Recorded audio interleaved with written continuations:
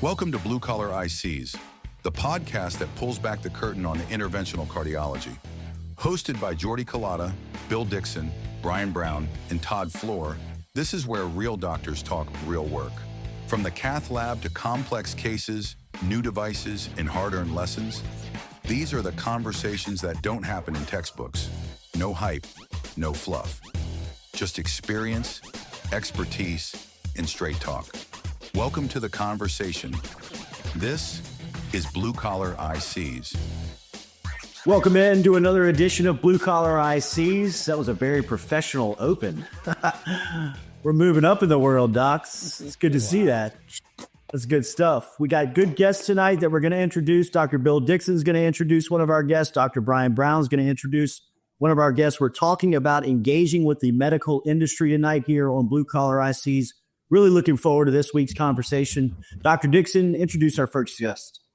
All right. I'd like to introduce my rep and great friend, Jessica McCormick. Jessica spent many years in pharma and medical device for a couple of different companies. So she's got a lot of experience. And you worked with tons of physicians over your career. So just really to start out, who is your favorite physician you work with? But, all right, I think that's it. All right. Woman. Glad to have you. All right, Brian, who you got? I got Reid Rucker. He's been called the King of South Carolina before regarding stents, not anything else. But he's been in Boston Scientific almost your entire career or your entire medical industry career? All medical industry, yeah. It's awesome. And he's just been an incredible friend and mentor to me. So I love Reid. Well, it's great to have you both here on the Blue Collar ICs podcast. Welcome aboard. Sorry for the late start. We appreciate the patience. We're looking forward to jumping into the conversation. And I guess, Jessica, let's start with you. When you just hear the topic of engaging with the medical industry, that's a very broad way to enter the forest. Where does your mind go? Well, I mean, there's a million different places my mind goes. I mean, like there's the good, there's the bad, and there's the ugly. You know, I mean, there's what makes us more of partners, and then there's the whole situation of what gets us banned from hospitals. So there's lots of meat that we can talk about in there. I'm sure Reid's got many different examples too of like what good looks like, what people should not do. And you'd be amazed. I think that for the most part, we are a very like smart, high science, like patient driven, but there's some bad ones out there. There's definitely some bad ones out there. So it's more about like really developing those relationships and those partnerships and making sure you're doing the right thing by them, their practice, and their patients. Reid, let's start with that. As somebody who is celebrating a year anniversary in medical sales this week. Hey, congratulations, Jordi. Congratulations, Jordi. Man, it's been great. It's been a hell of a ride, man. It's been a great learning experience. I guess I have seen bad. What makes bad? You know, I don't know, what necessarily makes bad. I think it has a lot to do with awareness, awareness of what's going on around you. And I think that what I came to realize, you go through, for us in Boston, you go through a little bit of learning what the company wants you to understand is what's best. And we even, we say drinking the Kool-Aid and all those things that you come to understand about understanding your product. And I think there's a moment where you start to recognize that what good is being just as focused on the patient as everybody, the team and the physicians are in the room. And that being the number one thing that you are focused on, having a good outcome, and everything inside that procedure is all about that. Now, once you move away from the table, once you move away from that, then you can talk about the wonderful things about your individual products, but really everything is focused on that moment in that time of having the best outcome. And I think if I could give guidance to that person, in their first year, that would be what the guidance would be. If it's not about that patient, shut your mouth and be supportive. And that means also not just knowing about what you do and what your products are, but knowing about everything that you can to support the positive impact and successful outcome of that patient. So that would be my mantra as you're starting out of what to do. Dr. Brown, how long does it take you to gain the trust of a rep? Well, I mean, there's some that never get it because they don't get it. But many do. That's a great line. Yeah, I'm super blessed to have like a ton of like studs, like all-stars that I work with that are all about being adding value. If you add value in a room, if you're helpful as opposed to annoying, if you can predict what's going to happen and be there and be prepared, then you're in on my book. So, I mean, for instance, if I say, hey, to my staff, I'm never telling generally the rep to get anything, but they're listening and they want to go get it because they want to be helpful. They say, hey, go grab me this. And they come back in and they go, well, we've got that size, but, I've got a 33 millimeter stamp. It's close to 32. What do you think about this? And it's like, hey, get the fuck out of my room. Like, if I ask for something specific, just get that. It's not about your product right now. So not that a millimeter would have made the difference. That's not the point, but you get the gist. Like, just either be helpful. Yeah. Well, Todd, you're a longtime salesman in this business who has made it now to a CEO role. How have you seen the sales process maybe evolve from the medical industry and the engagement of the caretakers? Well, I mean, I'm not sure about how much change or evolution that has happened. I think back to what Reid said and Jessica said and Brian said, that's kind of always going to be the case no matter what you're selling or who you're selling to. Brian actually took the words right out of my mouth about bringing value. Yeah, I was afraid you were going to put me on the spot, but you didn't. Look, I mean, and Reid was talking about patient care, right? I mean, as long as you're there to support, the team and be an extension of the team, you're going to be fine. And you'll find that a lot of these physicians and the staff that you're working with, they want help and they want you to be there most of the time if you're not annoying, like Dr. Brown talked about. So if you're an extension to the team and bring value, just bring value, no matter what it is. And Reid, I will say, I've had the pleasure of watching Reid and learning from Reid for the last 16 years of my career. I started in the interventional sales space in 2010, and Reid was already, just miles ahead of everybody. He set the bar in South Carolina, and that's fact. Watching guys like Reid operate, you're not just bringing value when you're in the room. It's how can you bring value when you're out of the room? And it could be anything.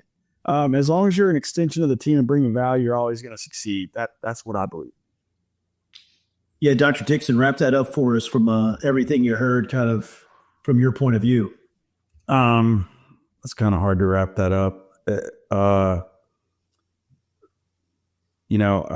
My approach to industry colleagues is everybody's got a job to do, and I recognize they have a job to do, and I'm happy for them to participate in what I'm doing. Device industry, I think, is very different from pharma. Those are two different things. But on the device side, most of the things we use, we don't need any help. We know how to use it. But if you come once a month and expect me to use your stuff when you're there, I'm not going to feel that compelled to do it. But if you're there every week, show up, be there. Don't leave at 1 on a Friday if I have 3 more cases. I notice things. Classic. And I'm not talking about Jessica. I leave it noon. But So we know there's Kool-Aid. There's absolutely Kool-Aid. You guys only hear what your companies want you to hear, and they convince you that whatever your product is the best thing that's since sliced bread, and there can't be any logical reason why every operator wouldn't want to use it. So if you come to us kind of with that mentality, that's probably not going to work very well. You have to read the room. I can't stand it when I finish a case, and maybe it's an easy case, maybe it's a hard case, and there's somebody standing there the minute I walk out of the lab to start telling me about something. Our case doesn't finish when we walk out of the lab. We have to talk to the family. We have to do orders. We've got texts on our phone. We've got messages. So let me do what I need to do to finish this case. I'm happy to talk to you. I've got Someone's going to ask you about a dinner in the middle of a STEMI. Somebody do that? Happy, right? I've got partners. There are docs out there that say, I don't talk to reps. And I don't agree with that. Everybody's got a job to do. And that's my approach, and be nice to people.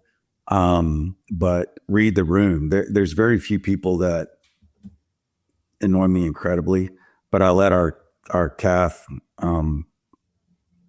lab coordinator know about it. It's like, I don't want that person back because they annoy the hell out of me.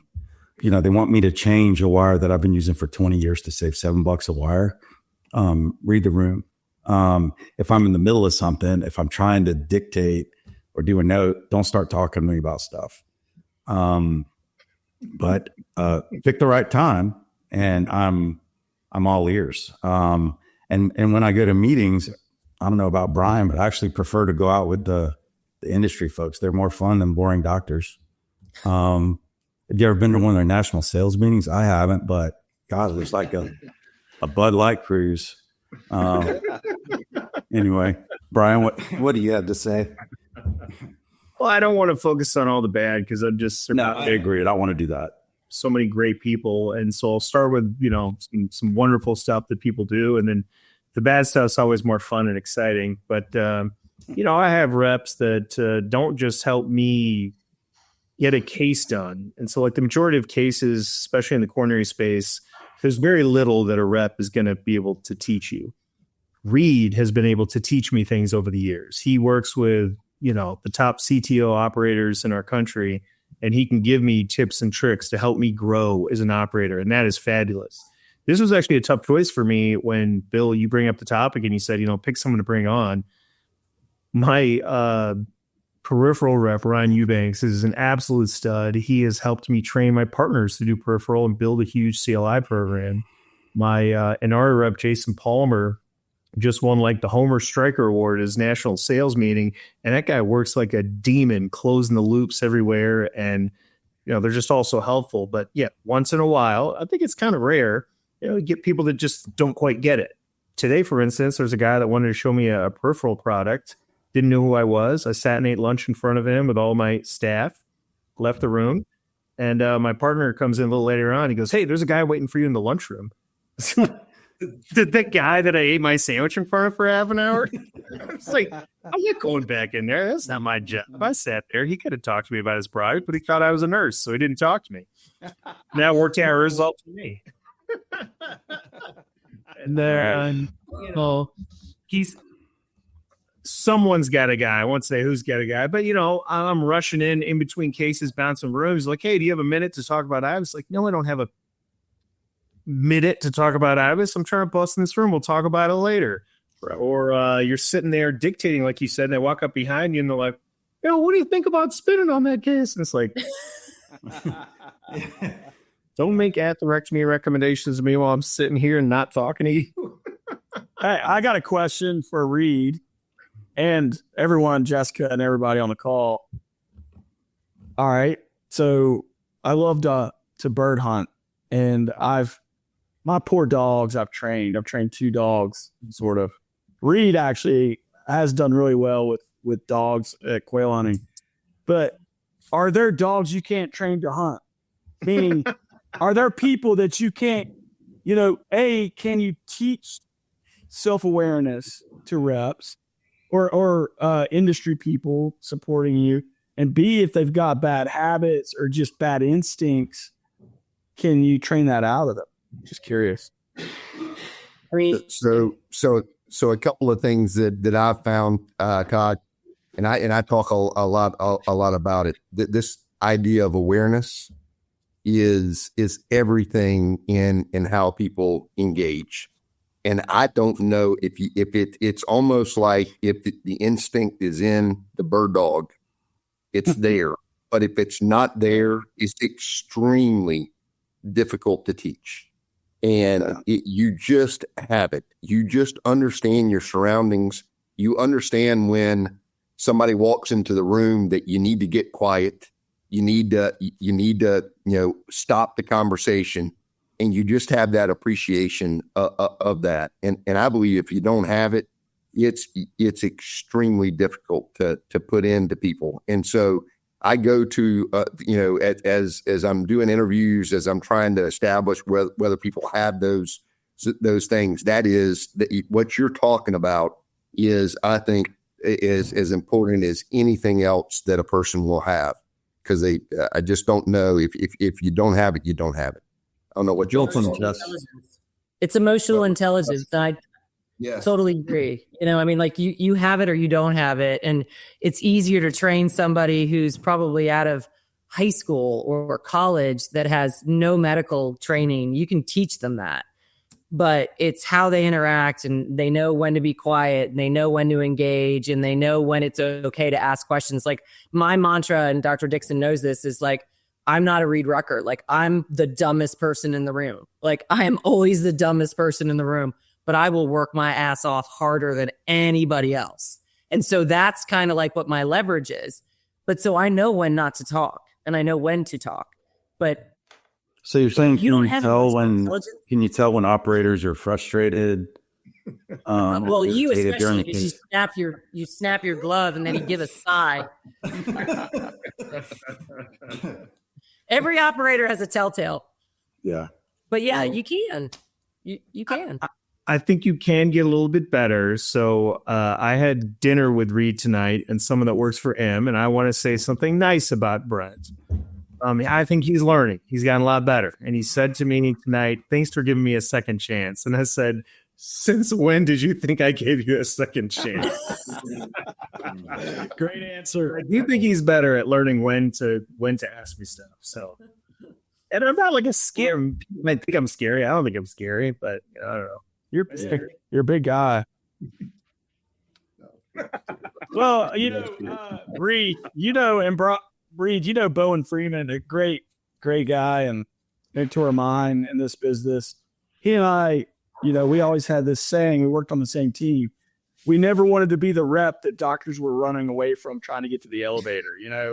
It's that simple. Like, no one to shut up, no one to talk. I mean, it's, but I agree with you. It's super, super hard to train that into somebody and then to train it out of somebody.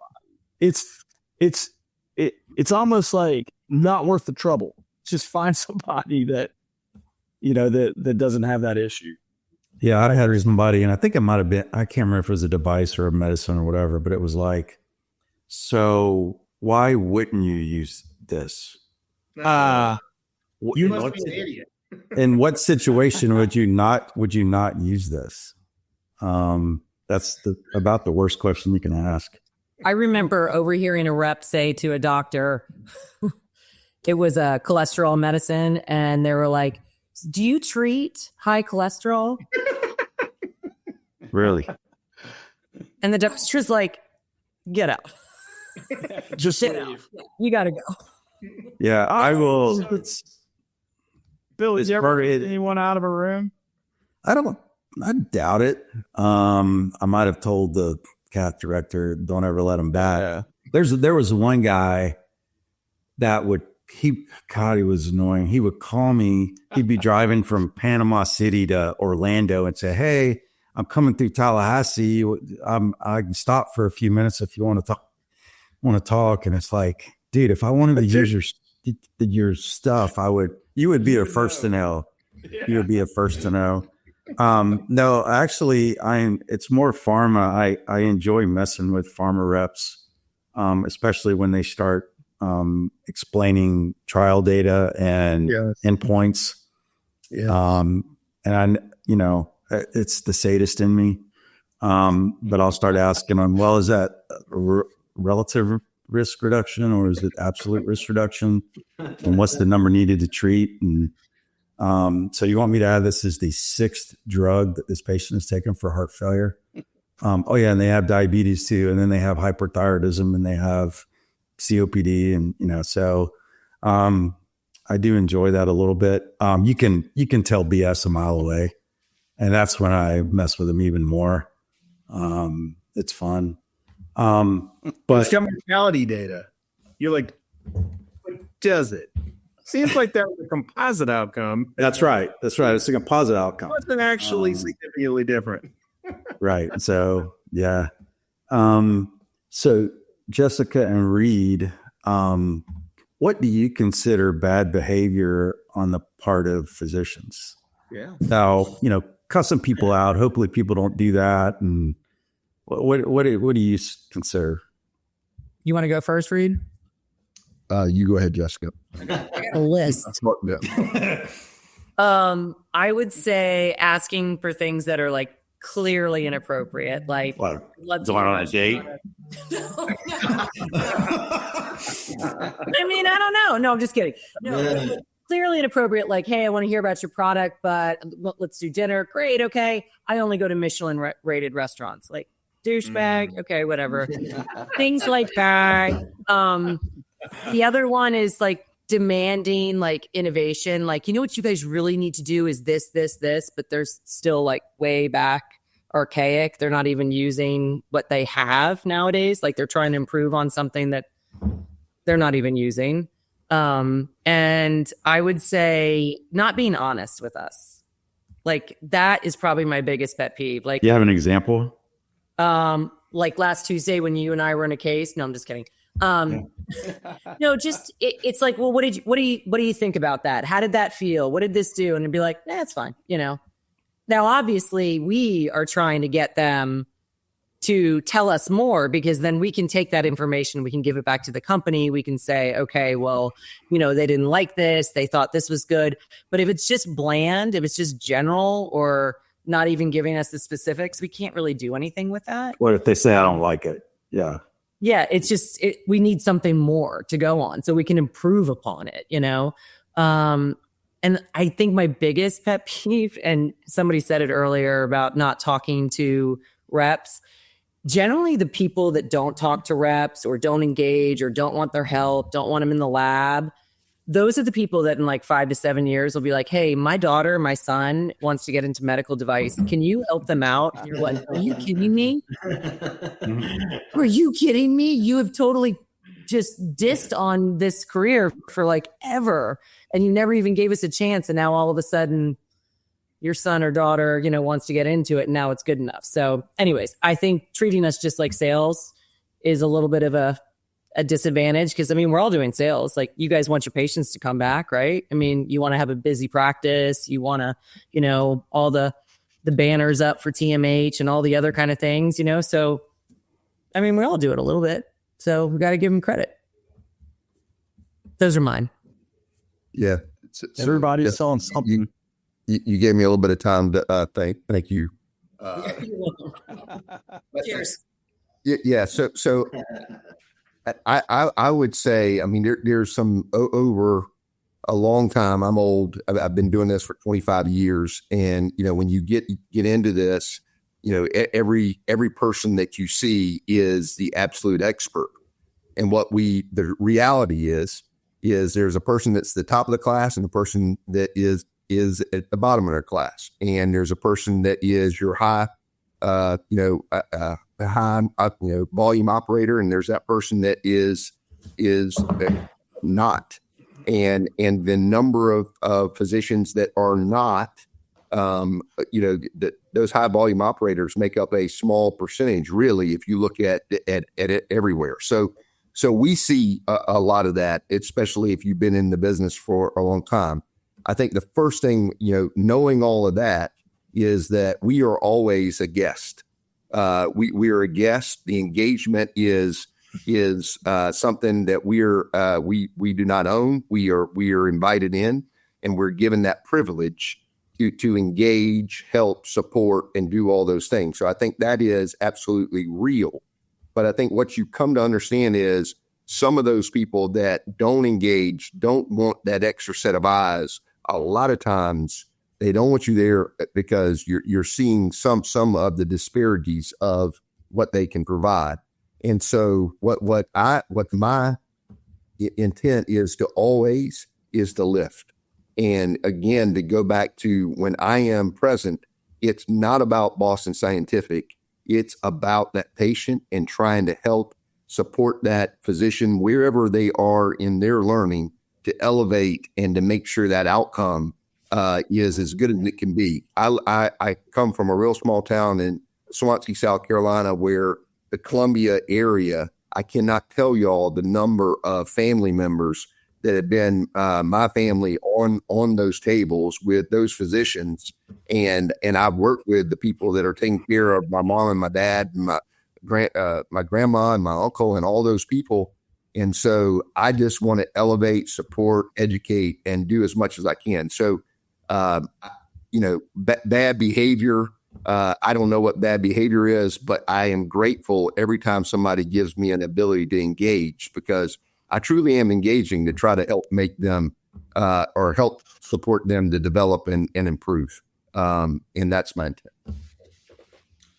I agree with that, Reid. Somebody who's come from a background that has nothing to do with medical, stepping into these rooms for the first time this year, you can tell the people who have the confidence, who probably graduated at the head of the class, to the people who were graduates in the middle of the pack, to the people that don't necessarily have the confidence in what they're talking about. They engage you. They curious, or they're curious about your questions, about what you see. And, those rooms are very invigorating. I mean, they're teaching environments, and you learn so much in those rooms when you find those people who will open up and are curious about what you're seeing, just kind of where you're able to lay. For somebody like me who does, I was scared to speak up for the first 6.5 months because I didn't know what I was seeing. I didn't know what I was looking at. I didn't know the question to ask, really. So I was just counting on everybody else's dialogue to kind of feed off of that. And,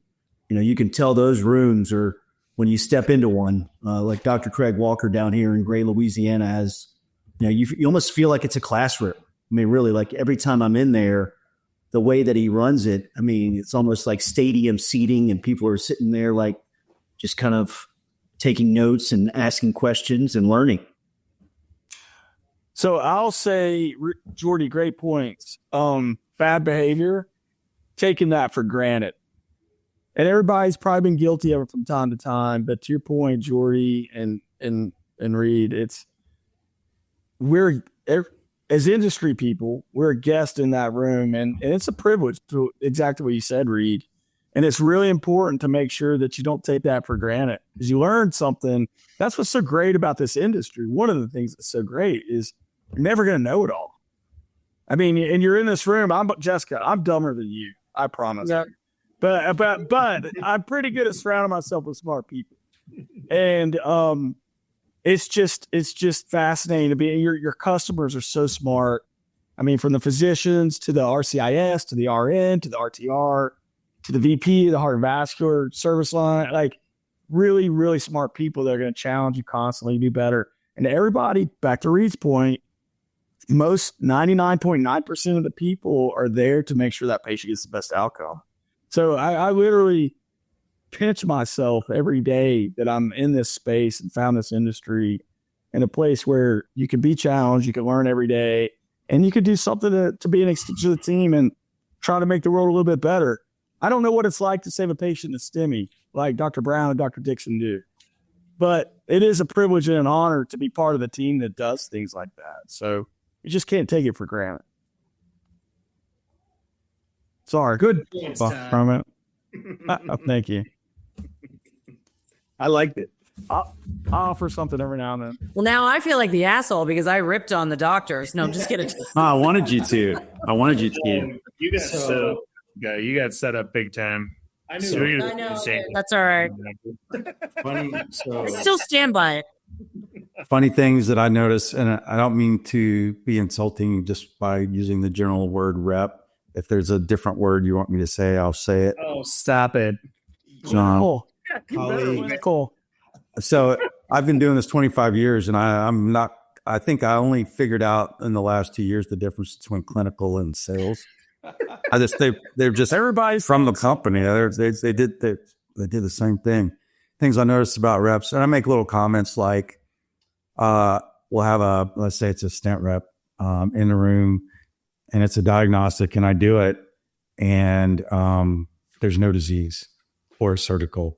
I can feel the wind as the door shuts, and the disappointment is palpable.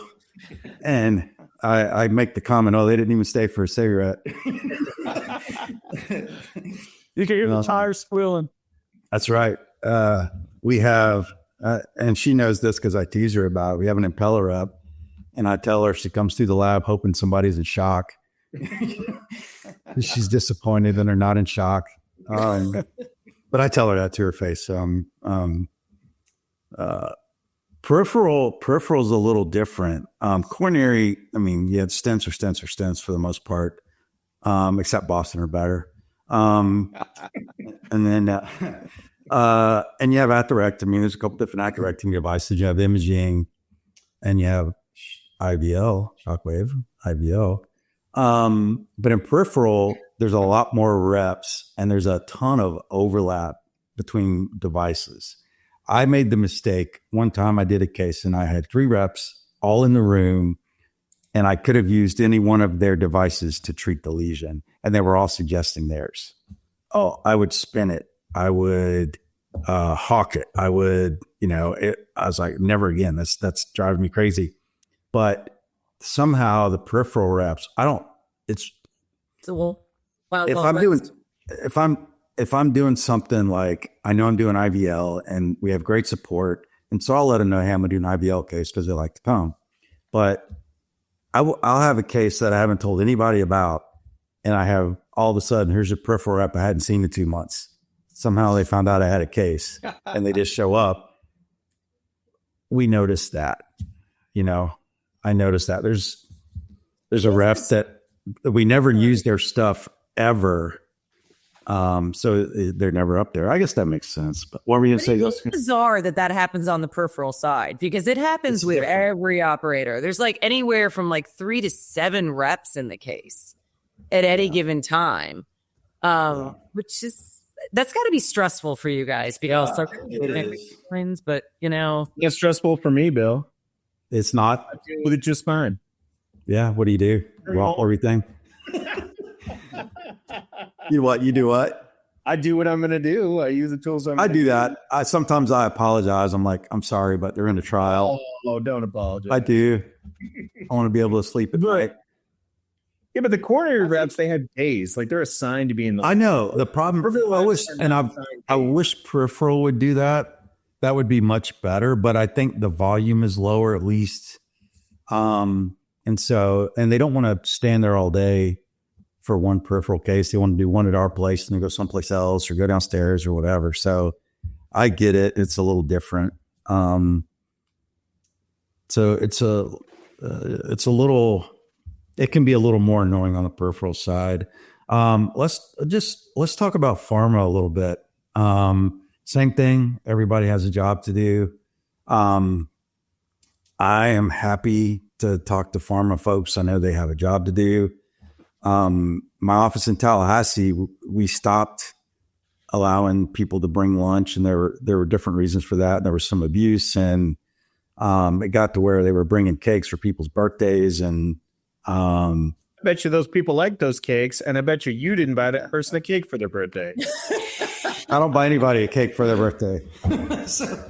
But a funny thing, a high school classmate posted on Facebook, and she put, now I know how doctors choose which medicines they're going to use.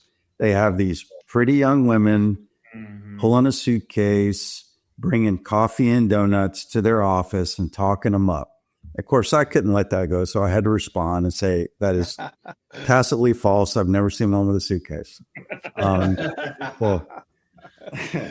But there are stereotypes, and unfortunately, there's some movies that have come out. The one about the fentanyl crisis. I don't remember what that was called. The one it was the company. Purdue. Yes, that one. Michael Keaton. It was awesome. That was one of them. That was one of them. I like but and it's hard when you're the fifth drug on the market for a disease state or the sixth drug on the market. And again, all they know is the Kool-Aid for their drug. And well, of course, and I'll just tell a story. When Entresto came out, and I don't know what you experienced, Brian, the company thought, oh my God, this is the best thing since ACE inhibitors. This is, we have struck pay dirt. And they rapidly expanded their sales force, and it didn't take off. We didn't know enough about it. It hadn't been used. It was expensive. At one point, you had to go through a specialty pharmacy to get it when it first came out. They were losing their minds and were incredibly aggressive. And I would tell them, if it's a good drug, we will end up using it. But you got to let us make that decision. And they would come up with all kinds of stuff. Did you experience that, Brian, or have you experienced that with anything else? I was coming into practice down here, I think, a little bit after Entresto launched. So as a fellow, we learned about it and used it. But when I got down here, most of my partners didn't like it because they thought it led people to become over-diuresed or lightheaded. But, it was too expensive. So you got to work on getting samples. And they started to use it in HFpEF people, which eventually, came out to be reasonable because you're looking for something to make the patient feel better. You've done a heart cath, their coroners are good and or open, their LVEDP, you've done what you can, you've diuresed them, you have it on the regular drugs, and like, well, let's just try this and see if you're less short of breath. It was the same idea when Jardiance and Farxiga came out, right? We weren't going to prescribe that. We're not endocrinologists, we're not PCPs. Now cardiologists prescribe those drugs all the time. That has now moved into Monjuro and Zepbound and Wegovy patients for cardiovascular risk reduction or obstructive sleep apnea. But most of us, I would say most doctors, the vast majority are just good people that are trying to help their patients. And that's how you learn about the drugs, is you're trying to do something to help that individual. So there's one drug that I have not prescribed yet. And there was a very aggressive rep. And this person knows it because I'm very blunt with them about it. And that is Vercuvo. And I don't know if this drug is helpful or not. I've heard their data 1,000 times, but again, it is the now sixth line heart failure drug with data about reducing hospitalizations, and it may be great, but nobody can afford it.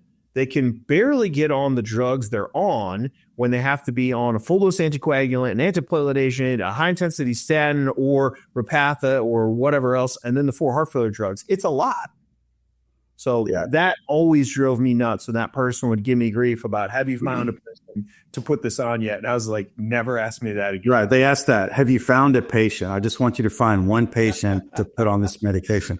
So what I did to the Entresto rep in my office is the Vercuvo rep came, and they're not purely competitors, but they're both for heart failure. So the Vercuvo rep came, and then the Entresto rep came. And before he came, I knew he was coming. I pushed all of his stuff to the back of the cabinet and put all of Vercuvo in front of his. And then when he came, I asked him, hey, can you make sure samples? And he stormed down to my office. He was red in the face. He had already called his manager and taken a picture of it. That damn Vercuvo rep, do you know what they did? It's like, are you sure it was them? I am 1,000%. Because we're that stupid that when we go open up the cabinet, we're like, oh, what's in front? Let me see. Oh, Vercuvo. Right, I'll use that first. Hey, Jessica, so you've worked both. You've worked both pharma and device. Tell us. Is there a difference? It's funny. So there was a girl who I was just talking to on the phone the other day, and she wanted a job as a clinical with our company. And so I was giving her some insight, and she was like, I had no idea that that's what your job was. And I was like, well, what did you think it was? And she's like, well, I mean, I thought you just went into the office. So she thought it was a pharma job. And so I got to be careful because like they taught me so much. I mean, they really did, like good foundation.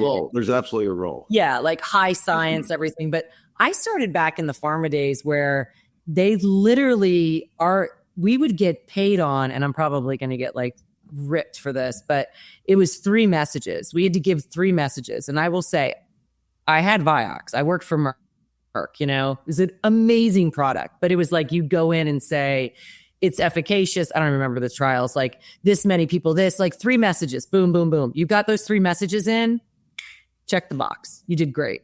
Like, what the hell? Like, that is such a bad model. So it did start that way. It has completely, I think, evolved. But if I'm going to be honest, I thought I had good relationships with doctors when I was doing pharma. I didn't have good relationships until I came to device. Like, it's a whole nother world. Like, they will tell you 100% when you're wrong, and you deserve that. They will tell you 100% when they need you, and you better be there. Like, it is a very, very different relationship. So I would say that the blinders kind of gotten like thrown off. Like, the relationships I thought were quote unquote good, they were nothing compared to what they are now. So I think that is a big difference, and nothing against pharma, like nothing at all.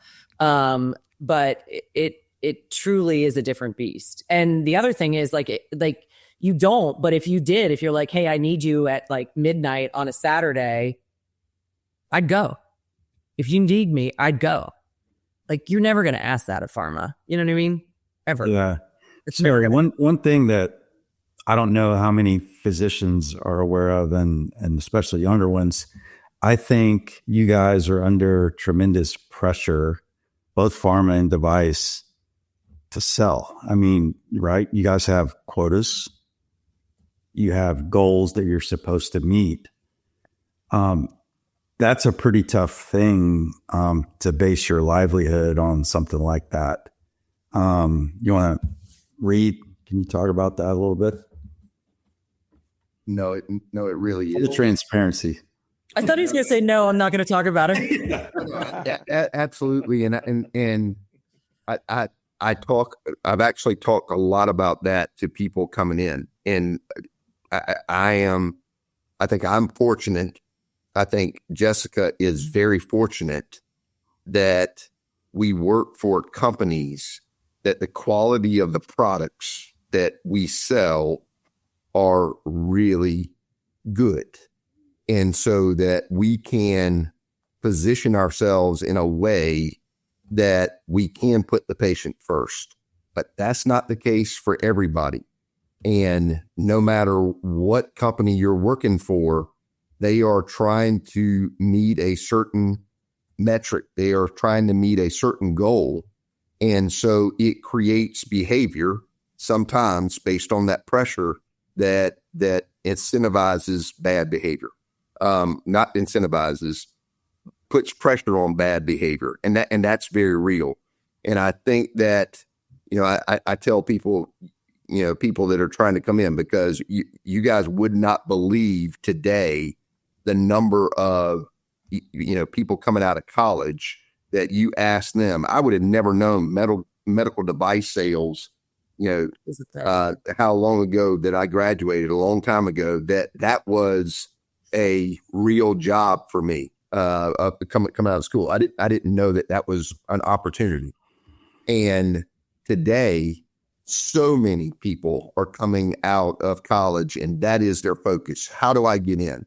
And so they get in whatever way they possibly can. And I've even talked about this, just get in. And once you get in, prove yourself, prove that you have these kind of characteristics, that you have this kind of work ethic, you have this kind of drive, you have this kind of awareness, all those things, and you will move on and find that company. But some of that is what happens because you don't have the quality of products or the products that meet, the kind of needs that the company forces and pushes on.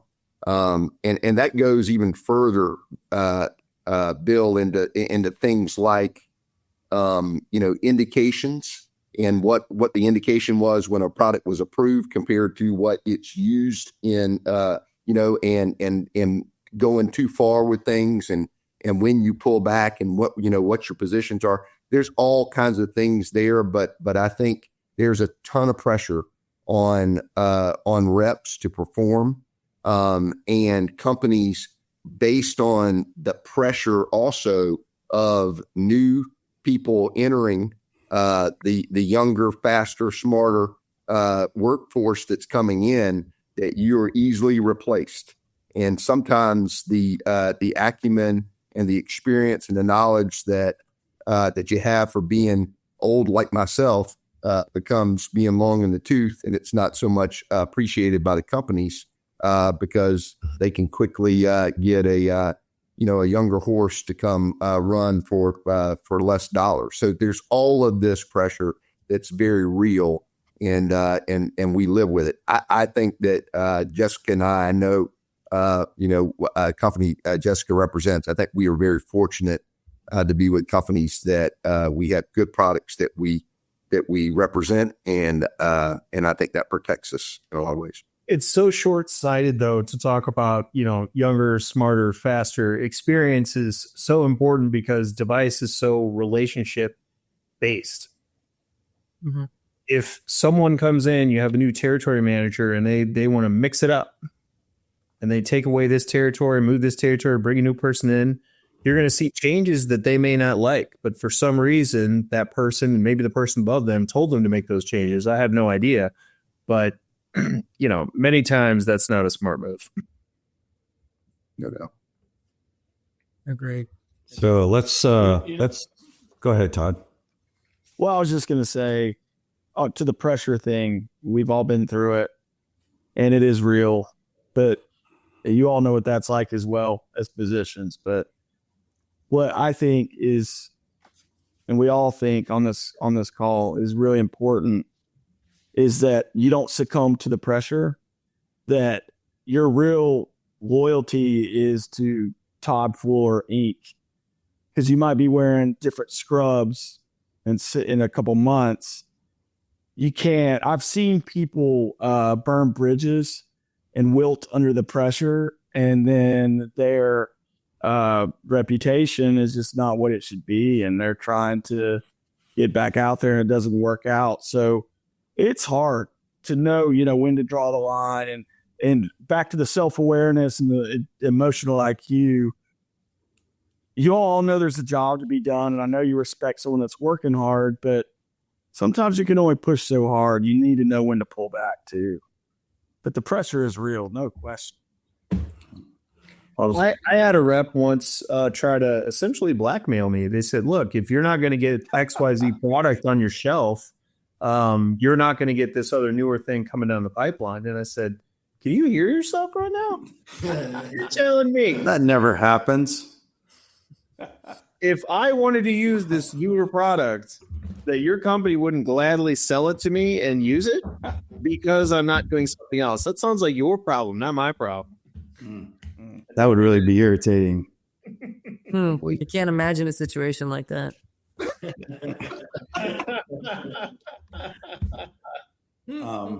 It's like, all right, well, we use any of your products. Get them out of here. I could see having that response. Yeah.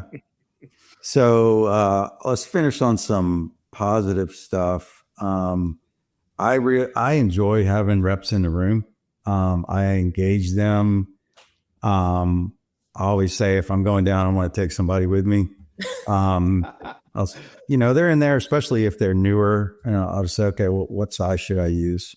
If somebody's, wanting me to use their IVUS, then I'll tell them what size I think it is before I IVUS, just to prove I was right. That's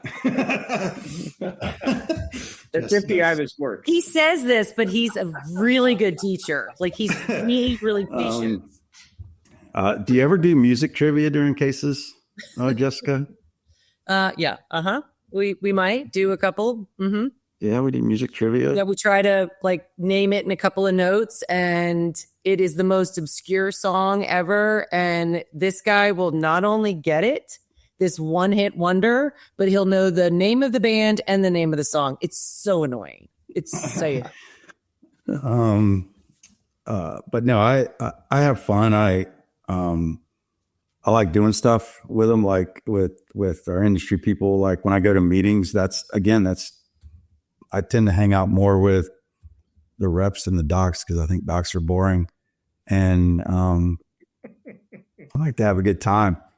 Not what everything's I right. think when you make the staff happy, a rep that isn't focused on talking to me, go talk to me, go talk to them, make the staff.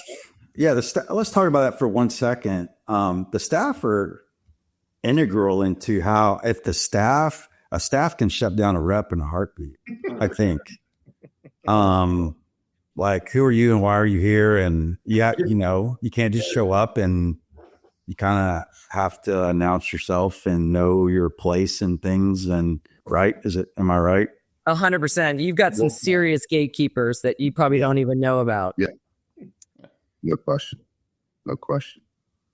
Mm-hmm. Yeah, and I think that goes back to being we're always a guest, and we got to treat every engagement with a ton of gratitude and take ourselves that way, because if you don't handle yourself that way, and you ever and I'll tell you this is one thing that I find, especially for people that come out of the lab, that's one of the hardest things for them to get comfortable with, because they've always seen themselves as being a part of the team in the lab. And when you make that transition from the lab to industry, you cut a cord. You really do. And so where they see themselves as being still a part of that team, they've been separated. And so understanding that as they go to another facility, and understanding that the places that they could push the limits based on them being part of that other wolf pack is not the same. And so we can really feel that when we come into a situation and have not earned that right to have to speak up or have a discussion, because there are wolf leaders that will bite your head off and send your tail quick. And that's very real. So that step is that's a great point. That's a great point. Yep. Anything else, Brian? A great example of like you're talking about, a guy that worked with me at the hospital that we opened our own OBL. He worked with me there. He was just wonderful to me. And my friend came to me and said, "Hey, we want to hire him. He's a stud." And I said, "Dude, do it. That's awesome. Good for him." And to watch him grow over the past few years and be able to predict, what I'm going to ask for and already have it ready to go. And it's just wonderful to see someone grow like that out of the lab and still be able to interact with the people that he used to be, co-employees with. And now he's on the other side, and he's done a wonderful job. So really proud of him. Justin, it's great. Oh, yeah. Yeah, unbelievable. Just parting words. I just really enjoyed this. This is super stressful. You guys are super easy. We're all allocated. I got a quick parting word. First of all, I take this unbelievable compliment to be on with everybody on this call. I think 25 years in, what blows my mind about the interventional cardiologists that I get to work with is that something that is a mantra for me in my life is you guys never arrive. And the great ones that I think we have two of them on this podcast is they keep on challenging themselves to be better year after year. They're coming up and developing ways to help people that weren't even thought of 3 and 5 years ago, and next year they don't care what the rest of the world's doing. They're trying to continue to improve, and this podcast is a great example of doing something just a little bit more to help people understand and learn and develop and grow. So thank y'all for letting me be a part of it. Love you. Thanks for hearing that. Echo. It's awesome. And so we'll need to send you a W-9. I really appreciate that. You've been doing this a long time. I appreciate that. And I'm sure you feel the same about Brian. Yeah,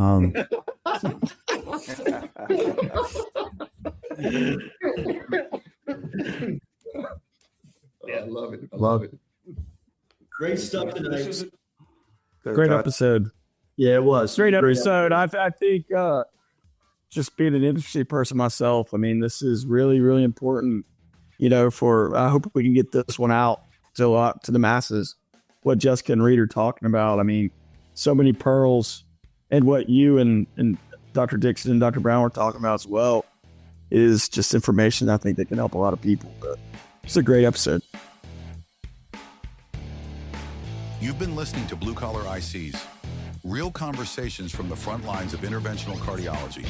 Special thanks to hosts Jordi Colada, Bill Dixon, Brian Brown, and Todd Fuller for sharing their insight, experience, and perspective. If you enjoyed this episode, subscribe, rate, and share the show. Join us next time for more real-world cardiology, only on Blue Collar ICs. Blue Collar ICs is a production of the RealWorks Media Network, Tallahassee, Florida,